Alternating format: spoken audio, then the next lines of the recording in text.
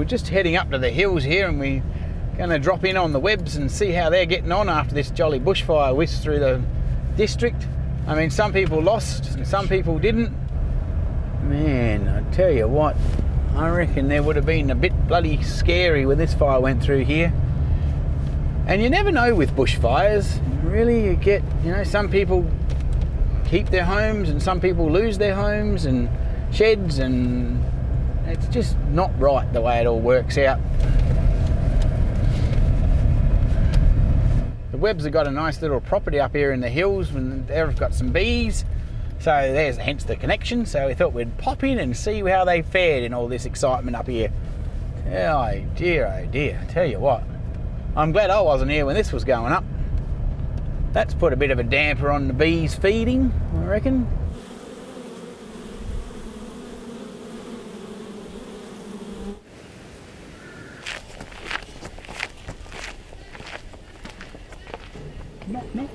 How's it going, champ?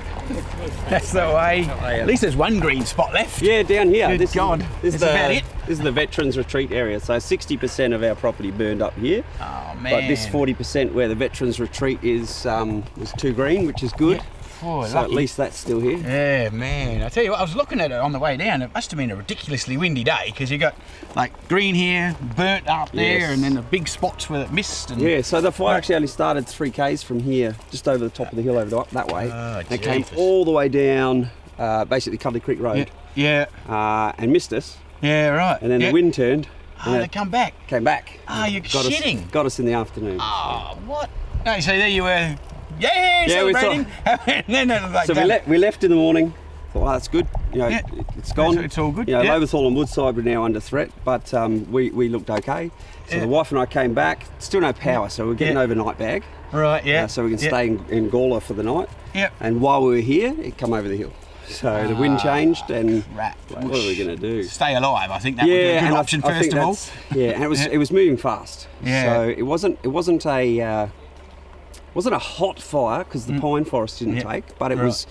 was quick. Yeah. So anything that did take was Just gone. And it was blooming hot and windy and horrible. Yeah, wasn't it it? was 44 degrees. It Yeah, was exactly, horrible which day. is Horrible day. crazy. Grant, I just met a minute ago. Bob down here, there, yeah. and he was saying the embers, but they were going like half a k. Yeah, exactly. Like just, Yeah. and then, whoop, Yep. and then a bit of wind behind that, and off Yeah, we go so again. As the fire was coming over the hill, the embers were coming. Yeah. So it was an ember attack that took the house. Yeah, so you're saying this is the Veterans Retreat got salvaged? Yeah. What does that entail? It's not normally as messy. We normally don't have the chickens in the standalone cage or the rest of the equipment down here. But of course, Well, of course, you've had a little bit of an incident. with the recovery, we've got stuff everywhere. Oh, of course. But this is now our green space, and 9 months of the year the creek's running, and we've got the little ponds down there. Oh, and so God. veterans will come and they'll stay. Yeah. They get to stay for the first night for free, no Right. matter what. Yep. And then every night after that, they owe me an hour. Okay. So they do a bit of work on the property. They can spend an hour having a beer with me and having a yarn if that's what they're up for, or they can come and collect some honey, or they can plant some organic vegetables, or Awesome. prune the orchard. Yeah. So basically, they can come for a week. Yeah. And give me 6 hours, and the week's That's a theirs. great concept, And then- and of course that helps them. Of course, obviously they're, if they're veterans, they have some Absolutely. messed up experiences, and Absolutely. they're trying to, I don't know, unwind that in their own format. Everybody does that differently. Exactly, Of course. Yeah. and that's what I found. So when I was discharging, everything was sport. Invictus games, all those things, and that's great for a large percentage of those. Yeah, who if you're into discharge. it. Yeah. But for me, the competitive nature of it, with some of the stuff I was feeling and going through, plus at the time I was heavily injured, back injury. That wasn't for me. Beekeeping, organic vegetable growing.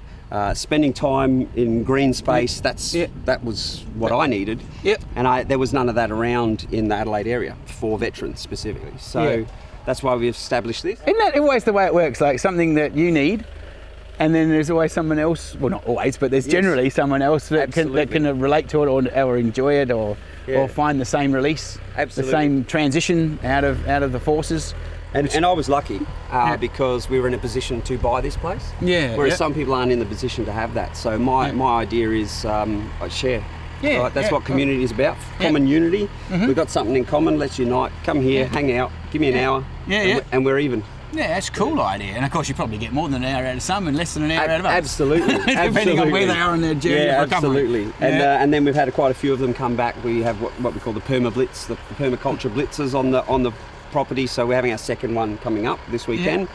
But the first one, we had a heap of veterans, those who'd been, those who'd heard and hadn't been, coming back and pitching in to help with the cleanup. Oh, fabulous. No, that's really good. Well, so good for you. Yeah, it's great. Permaculture now, that's a good, that relates to beekeeping too, doesn't it? Absolutely it does. Absolutely it does. Keeping the planet healthy. Absolutely. And trying to get it back to where it was. So we came in and we planted the orchard, and we've started the market gardens and brought the bees in, which the neighbours have loved, because there's some 7-year-old pear trees just over here that had been not producing for quite some time. Yeah, and we then all of a sudden moved in with the hives, and all of a sudden they're loaded. Yeah, so, awesome. Yeah, that's good. the go, and they're organic pears almost as well. Absolutely, I would imagine. absolutely, untouched, unsprayed. No, beautiful. Did any of the bees survive in all of that mess? Yeah, we lost 6 hives. Yeah. Yeah, and there's a mess. Yes, I can imagine that. Oh, mate, Yeah, there's a mess. Gosh. But you lost your shed as well, is that right? Yeah, we lost the shed. So the house is here. The shed was all up there behind that tree there.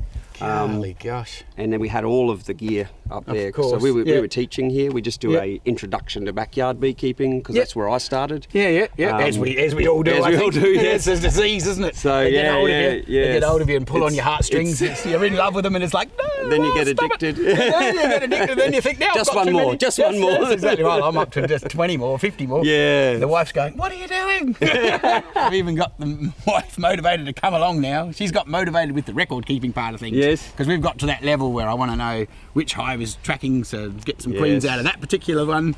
And my little notepad was not good enough. She was like, what have you written there with all that honey and crap all over it? What's that? When the pen stops working on the honey page. Yes. Start writing in the honey. That's it. That's one of the things I try to teach people, is that if you're not into being busy, and being sticky, don't keep bees. Don't keep bees, exactly right. And the occasional sting. Oh yeah. They just come from the territory. That's right. But I actually got into beekeeping because of the wife. So okay. Wife, She was a beekeeper. Yeah, she wanted to be a beekeeper. Hey, we're speaking of you. Hey, Rianne, how are you? So you're the culprit. I am. I like it. Totally to blame. Mark, hey, good to meet Rianne, you. Rianne, good on you. So you started bees as a youngster or something? Not quite as a youngster. No, it was just a few months, years before Mark started. But it was just out of the sustainability side of things. Yeah, for just sure. really wanted to, do something for the planet. Exactly. And then bees is natural progression of trying to clean up the planet. Isn't it just? Yeah. And the other thing, it's addictive. So. Yes. We just said that. I think the other thing with beekeeping too, as far as getting interested in the planet, they do start taking a real interest in nature and what's going on and how the trees are responding and what the weather's doing and what are we doing to the planet. And companion planting. All of that. What's good for bees, what's good for the plants that we want to grow. And, and then of course to reduce the insecticide use, you've got to plant something else so that we're balancing that out. And exactly right. So you bring the other good ladybirds in or whatever it is. And one year we had to self-hand pollinate, because we didn't have enough bees in the urban environment that we were in. So that's why we went. We didn't have any pumpkins for the hive.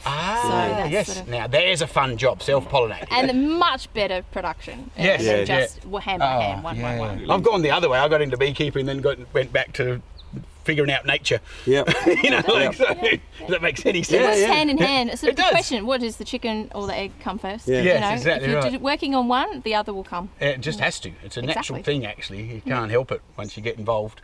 And they just multiply, and you think, gosh, we're going to do that, and where are we going? That's right.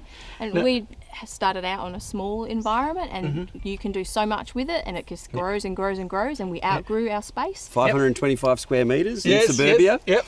And the neighbours went, they're in my swimming pool. Actually, the neighbours are upset we've moved out, because now they're not getting pollination on their fruit trees. Oh, that's good. Fruit trees and passion fruit vines and those sorts of things. One of our neighbours actually came to one of the introduction courses 2 weeks ago, came along here because they're going to put their beehive in because ours has gone from the area. So Oh, cool. Well, that's good. And then all you didn't need is this fire to happen. That's right. We but didn't look, need it. there's silver linings. There's silver linings. We've got to have a visit from yourself for starters. Well, I guess, I'll take that as a compliment. And the community's really banding together. For sure. So we've met more and more of the neighbours. I mean, we knew our close neighbours, but now we know people 2 kilometres away, and it's been really, really good. And that's why some of the people here today are actually we're living with our future builder. Yes. So he's got a place on the back of his property that we're occupying. Yeah. It's two good things. We get to see what the places he builds are like, and secondly, he's going to want to build our place really quickly to get us off of his property.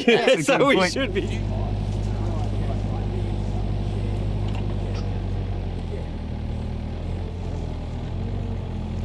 We did have a market garden in here. Yeah. But the fires all came through this way, took all of that out, and then all the fences are wrecked. You can see we've been cleaning up fence work, but you can see the old posts that are left. Yeah. So the sheep and the alpacas down in this area broke into here. This was chicken proof, not sheep and alpaca proof, and then took out. They said, "Thank you very much. This looks yummy." Yeah. There goes the blooming carrots and the cabbages. That's right, and the corn. The corn was the one I was devastated about. Oh, they love that. So well. Oh no. We'll get it back up and running. We're working on the fences now, so we can keep the sheep and the alpacas away from here. Then we'll redo it all and get it all planted up. We got some people coming on Saturday to start planting some seeds for winter vegetables, so we can get ahead of the curve. Yeah.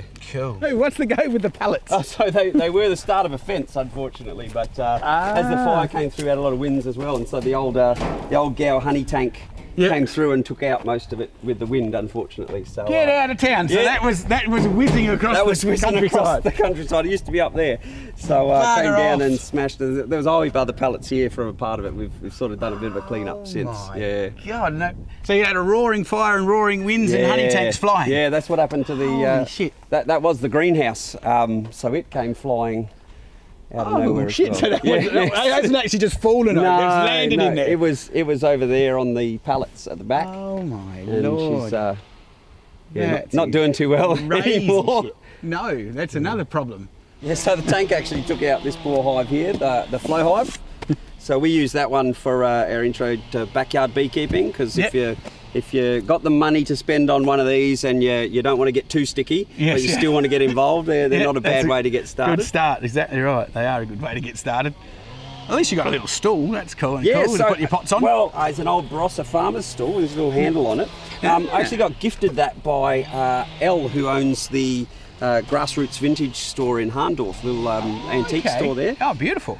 She had a colony in her attic space of the building that the antique store's in. I know the feeling. Yeah, and she called me up, and it was actually the day of our Black Dog Institute fundraiser. Heck. And I said, maybe tomorrow. I've got an hour. I've got an hour. I ducked over to Harndorf and got there, and is that lemongrass? She said, yeah, my lemongrass oil burner right here on our shelf, wafting up through the cracks in the attic roof, directly up above it. Yeah. That's where the hive had set themselves up, right in the roof. Oh, that's lovely. So I had to explain to her that lemongrass was probably the reason why I moved in the first place. Hell, this smelt good. Yeah, so I went up there and we cut that out, and in fact it's over there in the little nuke box. And this was the stool I had to use to get it. And so she said, you've covered it in honey, you can take it home now. Cool, that's the way to do it. Cutouts. I always dread those phone calls. It's like I know I've got to the point now of kind of go, okay, now how long have they been there? Yes. Oh, well, I just noticed them the other day. Okay. I just noticed them the other day. It's like, I don't know about that. But anyway, so I'm assuming they're not hanging in a tree. No, they're not hanging. No, they're in my cupboard or they're in the roof. My Lord. I love it. I've got a swarm. Do you? Yeah. Do you, or do you have an established colony? There's a big difference. Exactly right. I'm all about turning everything into a positive. Everything is a life lesson, not a life sentence. Yep, good. That's me. That's my theology. This used to be beautiful, by the way. Photos out at least, or something? We took a hard drive. So, okay. So as we were watching the fire come over the hill, my wife said, right, I've got the overnight bags, I'm grabbing the hard drive. She actually grabbed our network storage and a hard drive. And then we just out took off. The door. Yes, wow. Makes you feel crook when you come back to that, I reckon. It's not a lot left. So iron roof down here looks very different to up there because we had tiled roof. Of course the weight just... Yeah, they just shatter and collapse.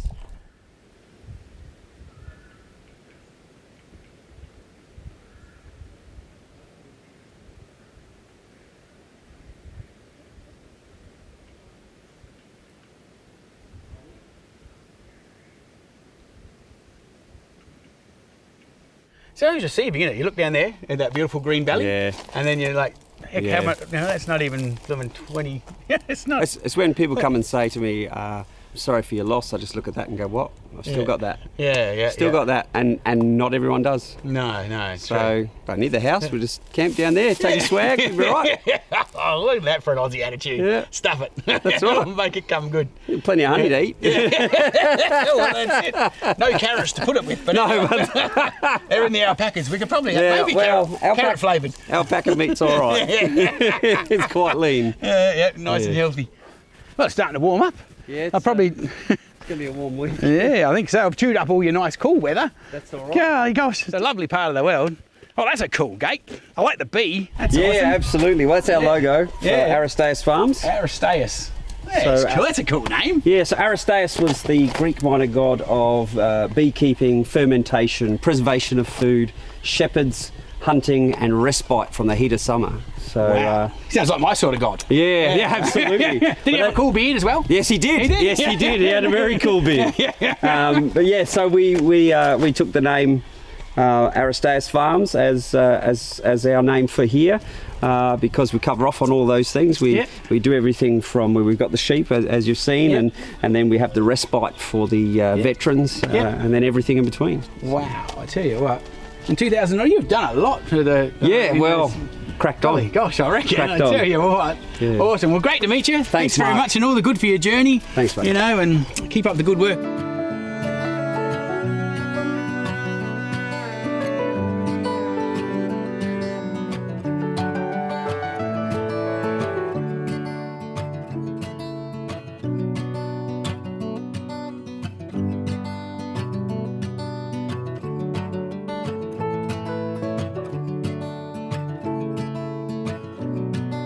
Well, golly gosh, eh? Look at that pine forest. Did you see that paddock just back further where the pine forest burnt right to the guy's fence and then the jolly paddock was still full of grass? I thought, gee, willikers. And you got half the trees where the grass has gone through. My God. Have a look at that. Can you see that? The surviving little bit of food for the bees. A little bit of red flowering gum. I just spotted Mother Nature's ability to keep on keeping on. This little red flowering gum, the bottom half has had its arse burnt off, but it's still going. I just thought I'd stop and see if we've got any ladies having a feed. As you can see, Mother Nature's having a crack at trying to recover. If you want to help the beekeepers that aren't lucky enough to have 3 flowers left, we've got a bit of a GoFundMe page happening. So, you know, because there's some beekeepers around here that haven't really got any feed left. So if you want to give them a hand to get over this little hump, well, it's actually a pretty big hump for some of them. So if you want to give the beekeepers on KI a bit of a hand or here in the hills, just click on the link below and every dollar counts.